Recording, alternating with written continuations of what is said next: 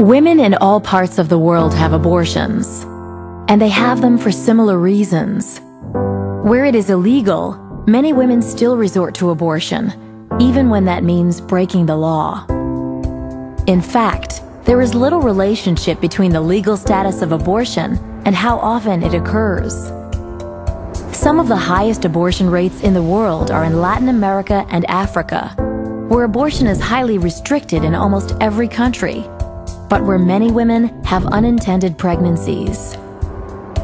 The world's lowest abortion rates are in Western Europe, where the procedure is legal and widely accessible, but where effective contraceptive use is high and unintended pregnancy rates are low. The way to reduce abortion is not to outlaw it, but to help women avoid unintended pregnancies in the first place. Unintended pregnancies would decline from 80 million to 26 million annually. And there would be 26 million fewer abortions each year. Most importantly, thousands of women's lives would be saved. Making abortion illegal does not stop it from occurring. It just drives it underground. This can be horrific.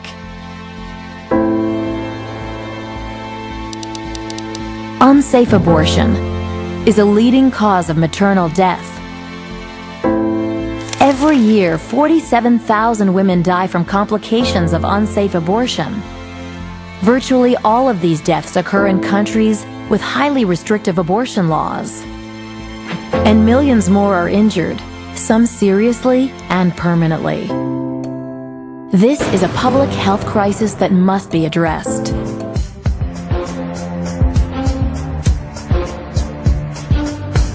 Over 50 million abortions have taken place in the United States since 1973. That's one every 24 seconds, or over 3,600 every day. Abortion is the #1 killer in the United States, above heart disease, cancer, and everything else that kills us. At the current rate, 1 in 3 women will have an abortion by age 45. And of the women who have abortions, half of them have had more than one. Of the abortions that take place each year, less than 1% is because of rape and incest combined. 7 out of 10 of the women having abortions claim to be Christian at the time of abortion. Over half of the women having abortions are under 25, and almost 20% are teenagers. 40% of the minors who have abortions do not tell their parents they have had one. Regardless of race, 100% of abortions end the life, whether it's white, black, Hispanic, or any other race. 31% of all abortions are paid for with your tax dollars.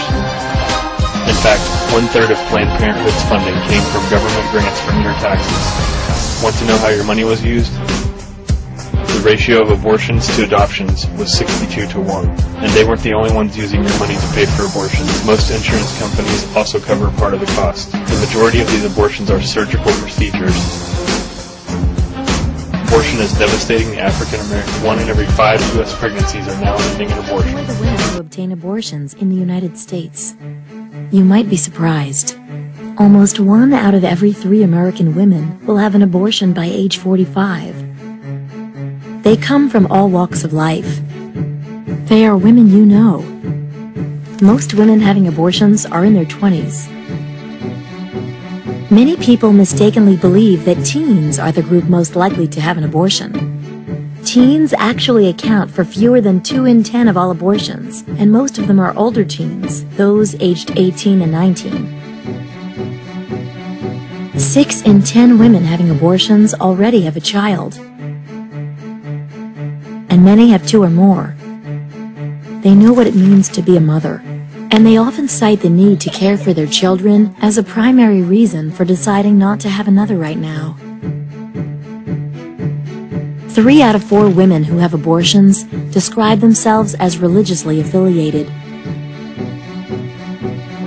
Catholic women have abortions at about the same rate as women overall.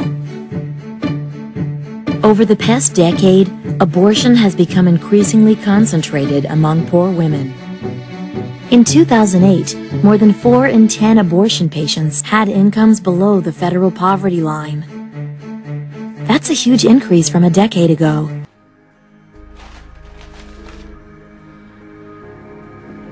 What the hell are you gonna do with this? What do you think you're gonna do?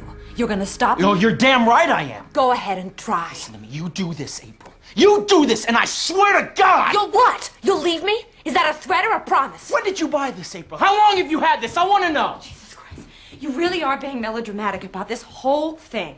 As long as it's done in the first 12 weeks, it's perfectly safe. That's now, April. Don't I get a say? Of course you do. It would be for you, Frank, don't you see? So you can have time, just like we talked about. How can it be for me when the thought of it makes my stomach turn over, for God's sake? Then it's for me.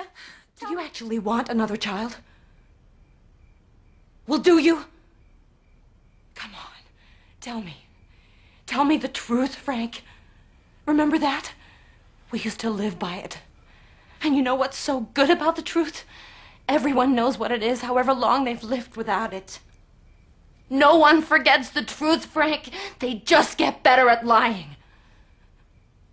So tell me, do you really want another child? All I know is what I feel.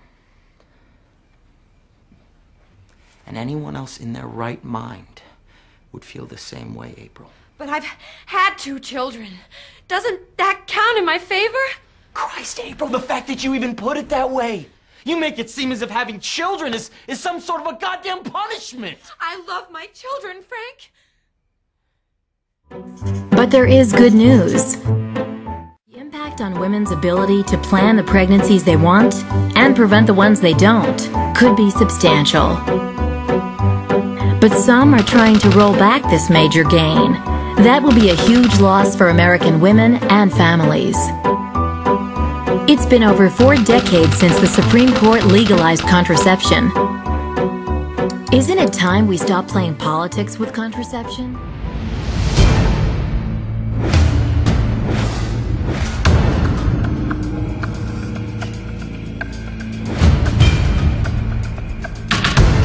We had a whole plan that sold abortions, and it was called sex education. Break down their natural modesty, separate them from their parents and their values, and become the sex expert in their life so they turn to us when we would give them a low-dose birth control pill they would get pregnant on or a defective condom. Our goal was 3 to 5 abortions from every girl between the ages of 13. So shameful and secretive that many women don't tell anybody that they've had an abortion. They won't say anything for 20, 30, 40, 55 years. They're so traumatized. It's silence. The U.S. Senate report states, physicians, biologists, and other scientists agree that conception marks the beginning of the life of a human being, a being that is alive and is a member of the human species. There is an overwhelming agreement on this point in countless medical, biological, and I scientific recognized I'd been writings. involved in the death of 35,000 babies.